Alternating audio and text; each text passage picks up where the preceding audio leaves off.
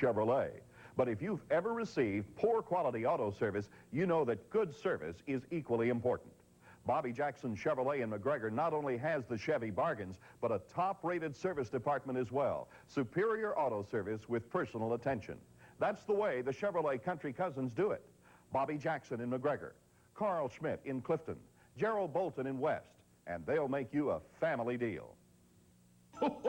Hi, John Big Set of Bass with great gift ideas from the Sportster. Give these Brooks full-grained leather basketball shoes and get an official-size McGregor basketball absolutely free. 2 gifts for one low price. Or give the Rebel 450 Excalibur Super Tackle Box, the ultimate in organized space and convenience. And it's now on sale. Yes, Virginia, we've got something for everybody, because, honey, at the Sportster, we got it all. KWTX-TV Channel 10, Waco.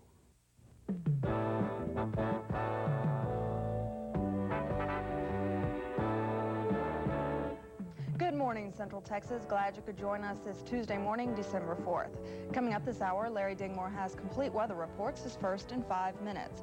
Ralph Webb talks with Mothers Against Drunk Drivers, and we'll have the latest in national news and sports, but first, local news. A Williamson County jury found 27-year-old Tommy Ray Jackson guilty of capital murder late yesterday. Jackson is on trial for the 1983 shooting death of UT engineering student Rosalind Robinson in South Williamson County. Doug Harrison reports on the verdict. It was a case where defense attorneys faced unexpected adversity early when co-defendant James Clary agreed to testify against Jackson. Pursuing its earlier tactics to cast in doubt Clary's credibility, the defense in its closing arguments questioned the accounts of Clary, a man who'd lied several times before. But prosecutor Ed Walsh maintained the case against Jackson was strong enough even without Clary's testimony, and he called on the 6-man, 6-woman jury to protect the Rosalind Robinsons of the world and find the defendant guilty. In barely an hour, the jury did just that, prompting surprise on both sides of the courtroom over the abrupt decision. But I think that this is a pretty emotionally charged case, and it was a very serious, heinous crime, and consequently, I think that the jury probably reacted to that. 27-year-old Tommy Ray Jackson of Taylor will be brought back into the 277th District Courtroom of Judge John Carter to be sentenced Tuesday, when jurors will have to decide whether he lives or dies. Doug Harrison, Region 10 News, Georgetown. In the third day of testimony in the capital murder trial of Leo Fennessy Jr., attention focused on the gun investigators claim was used last August to kill a convenience store clerk. Yesterday, the 9mm pistol was admitted as evidence in a Gatesville courtroom where Fennessy is standing trial. Jurors listened as an electrician from Coppers Cove told the court that 19-year-old Fennessy purchased the weapon from him only weeks before 7-Eleven clerk Larry Shoemate was murdered. Witnesses testified Fennessy tried to sell the gun without success before the weekend Shoemate was killed. After Shoemate's murder, witnesses say Fennessy wanted to give the gun away. The capital murder trial will continue this morning in Gatesville. Police believe that a tipster who claimed an underground organization was responsible for the slaying of a Tyler city worker may have wanted to throw investigators off the trail. Police found the body of 35-year-old John Clayton at the Southside Wastewater Treatment Plant Sunday. He had been shot twice in the lower back with a shotgun. An anonymous caller told the Tyler newspaper that the United Forces of Worldwide Liberation had executed Clayton because he, quote, was involved with communism. But Tyler police spokesman J.D. Smith says the caller may have been trying to lead police from the real killers. Still no verdict in the multi-million-dollar lawsuit against Beech Aircraft. Early yesterday, it appeared the jury was hung. Jurors sent a note to the court saying they could not agree. One defendant, Beech Aircraft Corporation, asked for a mistrial, but the judge overruled that request. After more note passing, the jurors indicated that a verdict was possible if they had more time. If the jury cannot reach a verdict, the case will have to be retried, a prospect no one is smiling about.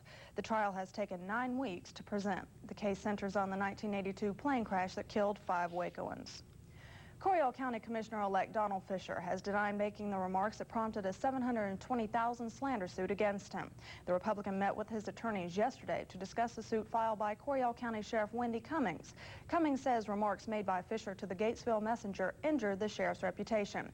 The paper quoted Fisher as saying that allowing Cummings to have the key to ballot boxes on the election night was like, quote, letting the fox have the key to the hen house. But Fisher doesn't remember making the statement and blames the lawsuit on politics. Took a lash out, and that's why I find it, I actually find it a little disheartening and sickening that the people of this county are subjected to so much. They've attempted a recount to keep me from getting in, and Mr. Paul.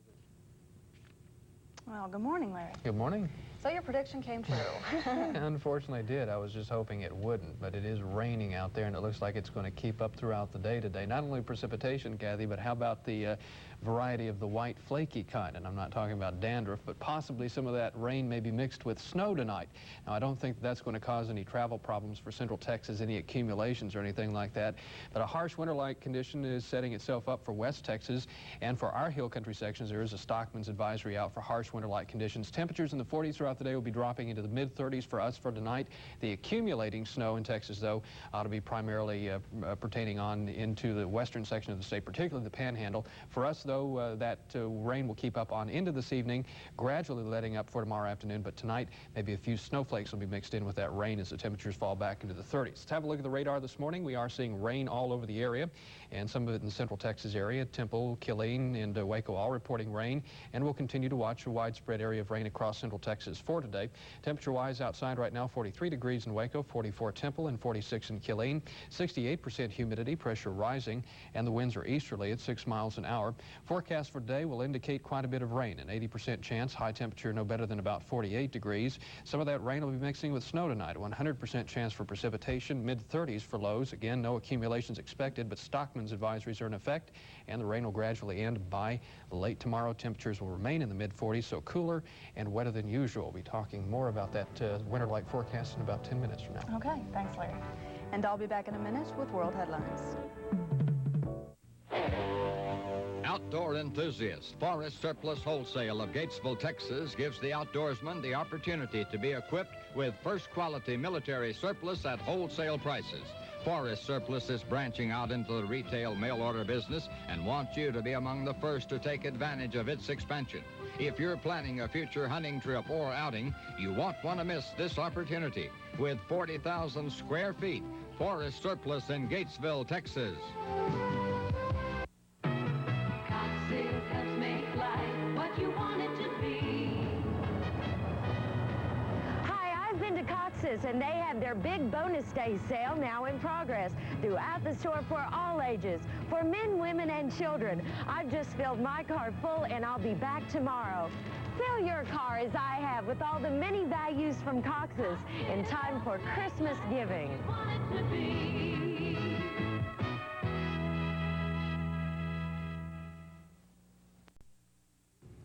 It's now 7 minutes past the hour, making headlines this morning. Death aboard a hijacked Kuwaiti airliner. Iran says hijackers killed one person and wounded a second in a fight aboard the craft diverted from Kuwait to Tehran this morning. More than 160 people were aboard that jetliner. And talks between striking teachers and the school board resume in Chicago this afternoon. Despite word of progress in overnight talks, there'll be no school for a second day for this 430,000 students. And now more national news with Jane Acree. The investigation into a fatal gas leak begins. Good morning, I'm Jane Acree. Union Carbide says it will stop producing the poisonous gas that has claimed the lives of hundreds of people in India. A company spokesman says experts will travel to Bhopal, India to try and discover why the gas leaked from a pesticide plant. But for now, Union Carbide's Jackson Browning won't speculate on what happened. We have been told only that the MIC gas leaked. Beyond that, we would be speculating as to causes.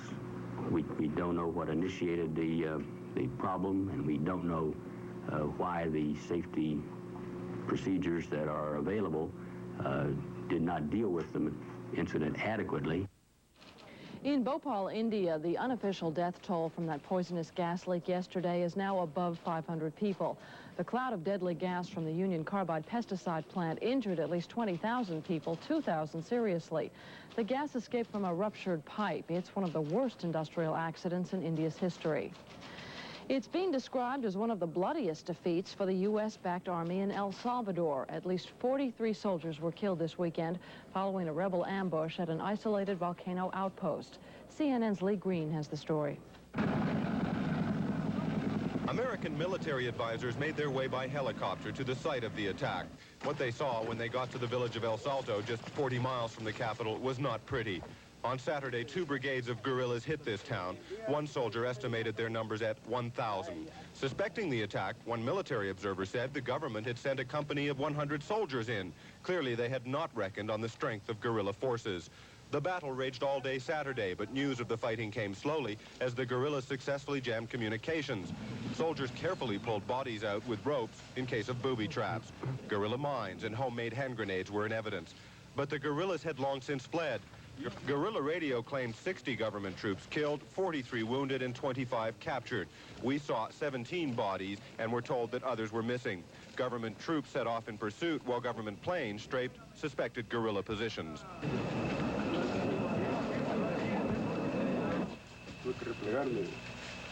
A lieutenant described for U.S. observers what had happened. Basically, that his forces had been surprised, ran low on ammunition, and were in danger of annihilation until reinforcements arrived. Salvadoran Colonel Montano said the area had been secured, while bombs echoed in the background. Coming as it does hard on the heels of the second round of peace talks here in El Salvador, this guerrilla attack sends a clear message to those who thought they were a spent force. Clearly, that is not the case. The guerrillas have again proven themselves capable of attacking in large numbers and inflicting heavy casualties on government troops. Lee Green, CNN, near Zacatecoluca, El Salvador. A Kuwait airliner en route to Pakistan has been hijacked to Iran. Officials say there were at least 160 people on board the plane. Once on the ground in Tehran, an Iranian security guard claims the hijackers killed at least one of the hostages and kicked the body out of the aircraft. The issue of school prayer is once again before the Supreme Court, which is deciding whether a moment of silence in the classroom violates the law. Meanwhile, the High Court is taking up a plea from thousands of Haitians who are awaiting their immigration status. The question is whether the government can indefinitely detain them until their fate is decided. CNN's Mark Walton reports. Most of them are now out on parole, many to community groups which look out for their well-being. But for nearly a year, several thousand Haitian refugees were kept under lock and key in remote U.S. detention centers while they awaited government hearings on whether they should be granted the political asylum they wanted or sent back home. An estimated 35,000 undocumented Haitians have arrived in South Florida since 1972. Only in mid-1981 did the Immigration Service begin putting new arrivals in jail.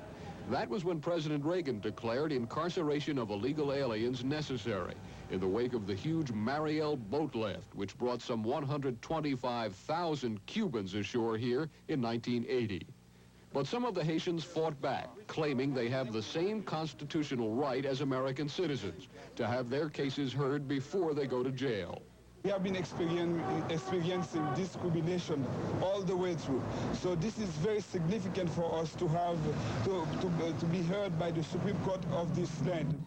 In 1982, a federal judge ordered the release of some 2,000 of the Haitians while their immigration status was still being debated. Later, an appeals court overturned that ruling, but the Immigration Service never moved to re-jail the refugees. Lawyers for the Haitians and from the American Civil Liberties Union brought the case here. And now the High Court has agreed to consider the specifics of this matter, along with the general powers of the federal government over illegal aliens. Mark Walton, CNN, the Supreme Court. Officials say that marathon negotiations aimed at ending the Chicago teachers' strike have resolved many issues, but teachers are still on strike today. The two sides met into the early morning. Talks are scheduled to resume later today. Looking good may be bad news for women. A new study just published in the latest issue of Psychology Today claims that beautiful women with feminine traits are less likely to be hired as corporate executives. However, those same women are usually targeted for so-called pink-collar jobs like nursing and teaching. William Schrader is doing so well with his man-made heart that he may leave the hospital far sooner than planned. Doctors say his progress may also help them get a jump on the third artificial heart operation. CNN's Gary Schweitzer reports. 10 minutes of taped discussion between Bill Schrader and Surgeon William DeVries said more than a week's worth of medical briefings about what the artificial heart has done to this man's life. Yes, sir, you can feel it. It's just like a thrashing machine, the old-time thrash machine. And it's just a pumping like everything. But it doesn't hurt you? Oh, no. My breathing right now, compared to as to the time I came in here, I feel I could take this thing here and just throw it away. Just your oxygen. Yeah. Contrast that with Barney Clark. Mr. Schrader appears to be far ahead of where Barney was at any time, in that he is much more alert, much stronger, and has improvement in all his functions. When I came in here, I had about 40 days to live. And I know it, because I was getting weaker, weaker, and weaker, and weaker. Since his operation, I feel like I got 10 years going right now. Margaret and Melvin Schrader came out into the Louisville cold to accept a giant get-well card signed by hundreds of area residents. I'm not sure how many signatures we have, but there are a bunch. We hope it'll cheer him up. In just a... Schrader acknowledged the public sentiment and invited well-wishers to the Strassenfest in his hometown Jasper, Indiana next August. His spirit suggests he might keep that date. Gary Schweitzer, CNN, Louisville. This is CNN Headline News.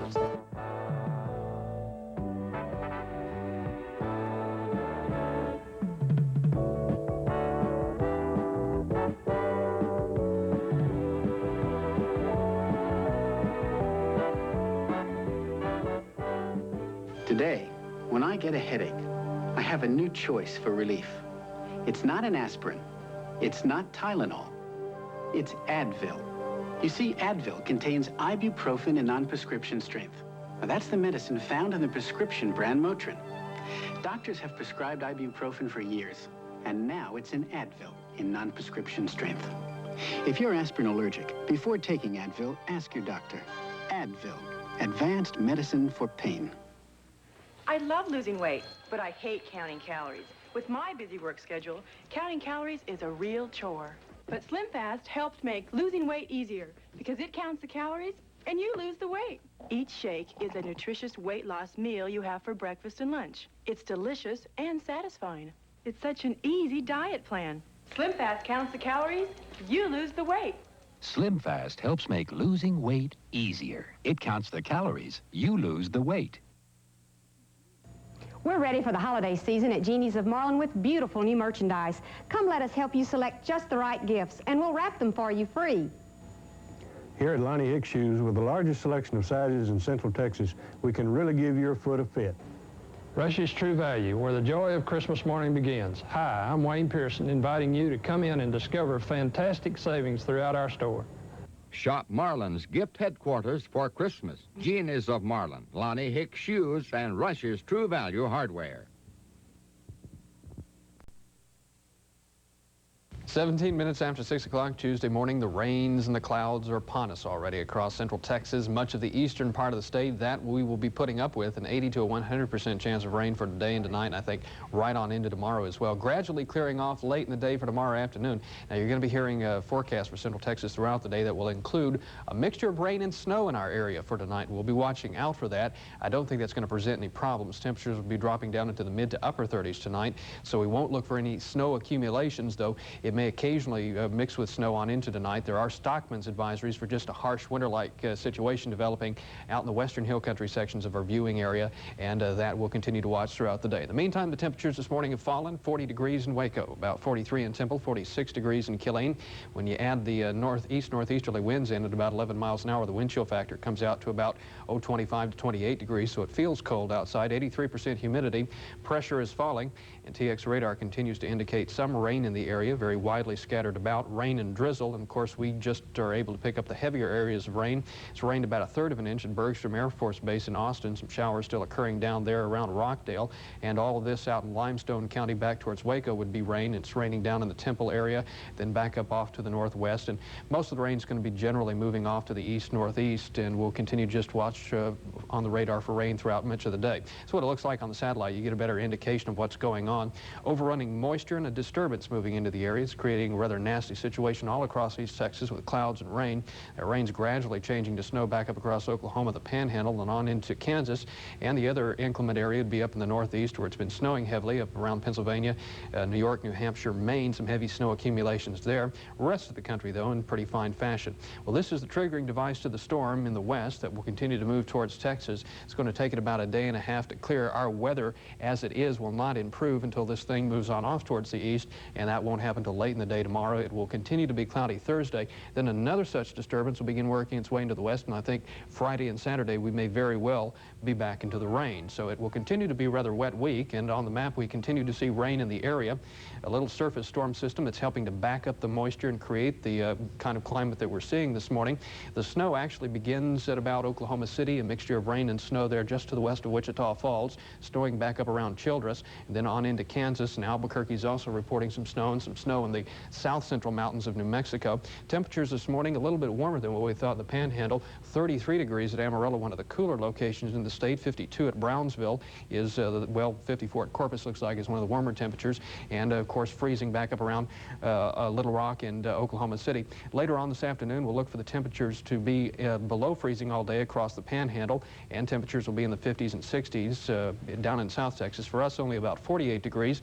And then for tomorrow morning, we will look for temperatures to be near freezing across the hill country sections, and that's what we'll be particularly watching for. I think 35 to 38 degrees for us, so again, we won't worry about freezing temperatures and a whole lot of snow in our own area. For tonight, though, some of that rain may be mixing with snow, and again, temperatures dropping into the mid-30s, and then for tomorrow, as the rain begins to die down, we'll look for the temperatures to be only into the mid-40s for tomorrow afternoon. So rainy and cold will be the key to our weather, and we'll talk more about it in about 20 minutes. In the meantime, stay with us. Good morning, Central Texas. We'll be right back. The faster the market changes, the more investment information you need. At A.G. Edwards, we've been providing clients with sound investment advice for almost a century. With over 200 offices coast to coast and membership on over 25 exchanges, A.G. Edwards in Waco can provide you with the most up-to-the-minute financial information available anywhere. Whatever your investment choice, A.G. Edwards has a plan to fit your needs. When we say we're your business partner, we mean business. The gigantic liquidation sale is continuing at what was formerly Amsco Wholesale. Everything must be sold. Doors will remain open 9 to 5 Monday through Saturday until the entire stock is sold. Every item is marked 50% off. A large selection of Stanley products, Rust-Oleum paint, and thousands of other items. Don't miss this huge liquidation sale with everything in stock priced 1/2 off. Monday through Saturday, 9 to 5 in the old Amsco building at University Parks Drive in Franklin. Dealers welcome. It is 21 minutes now past the hour of 6 o'clock on this Tuesday, December 4th. We are 21 days away from Christmas, and right behind that is going to be the New Year period. Unfortunately, it should be a real joyful time of the year, but unfortunately, there are people who get in their automobiles and they drink and they drive. And then on top of that, somebody gets hurt. We're going to be talking to two women that are involved with MAD, Mothers Against Drunk Driving. And I'd like for you to meet them right now. They are from left to right, Jane Wood and Judy Butler, and they are the president and vice president of MAD, respectively. And ladies, good morning. Thank you for joining us and talking about a very serious subject. Jane, are you the president? Yes, I took it that you are. And then Judy, that therefore makes you the vice president. That's correct. How did you get involved with Mothers Against Drunk Driving? Well, I've been involved for the past 2 years because my son was killed 2 years ago by a drunk driver who was given a very lenient sentence, a probated sentence. And since then, I had wanted to get involved with MAD but didn't really know how to go about it. So in April of this year, not to my knowledge, a Baylor student, Cliff Atkinson with Arnold Air Society, had been researching how to get a chapter organized in Waco. And he talked with a person from out of Dallas about how to get organized and started researching it and worked through the summer.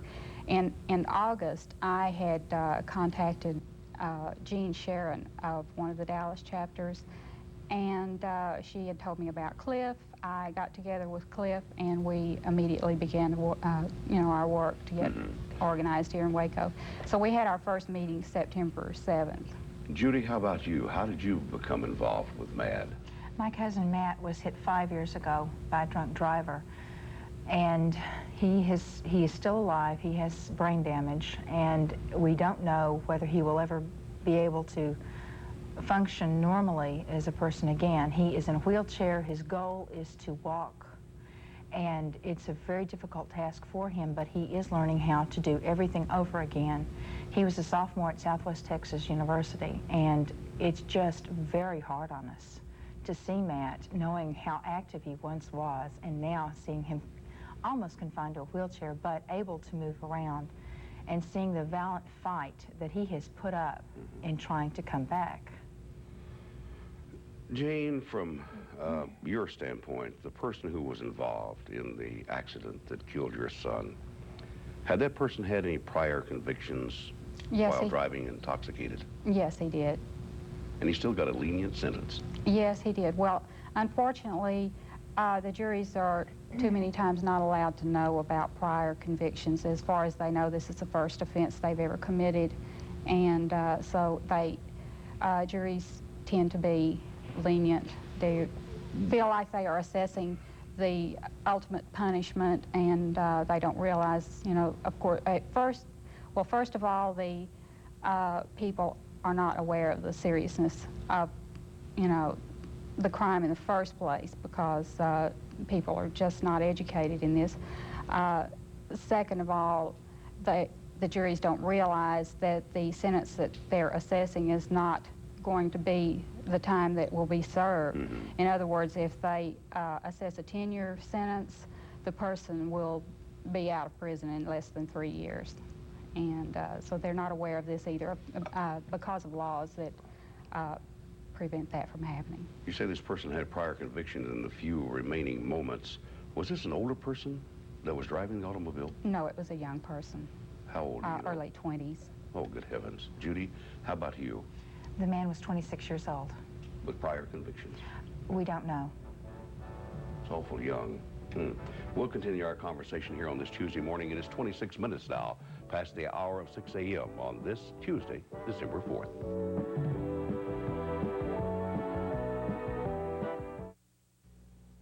In the past few years, the cost of real estate has drastically increased. However, Syntex Homes can put you in your own quality-built home at a price you can afford. Permadwell manufactured homes have the look and durability of site-built homes. The kitchens are spacious and equipped with all the modern conveniences. The living areas are designed for comfort and style, and the bathrooms are efficiently built with quality materials. These beautiful homes can be yours through FHA, VA, and conventional financing. Stop by Syntex Homes in McGregor.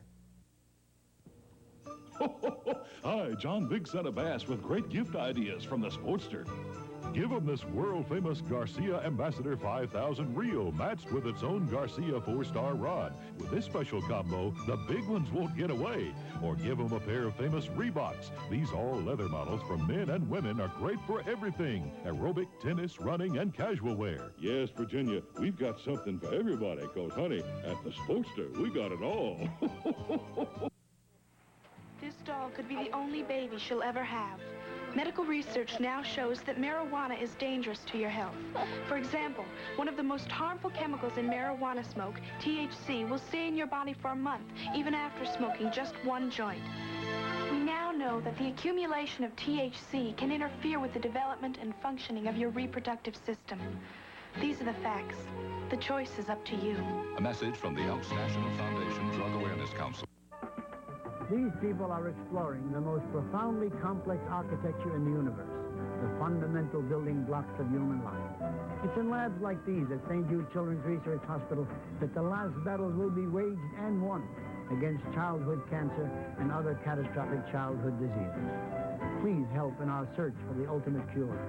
Please support cancer research at St. Jude Children's Research Hospital, Memphis, Tennessee. Thank you. Good morning again. It's now 6:28. The Killeen Independent School District is making some much-needed improvements after getting word that they are receiving $2 million. The district received the money through the Federal Impact Aid Program because the children whose parents are of federal employees. Kathleen Correa explains. The Killeen Independent School District is $2 million richer, according to adjustments in the Federal Impact Aid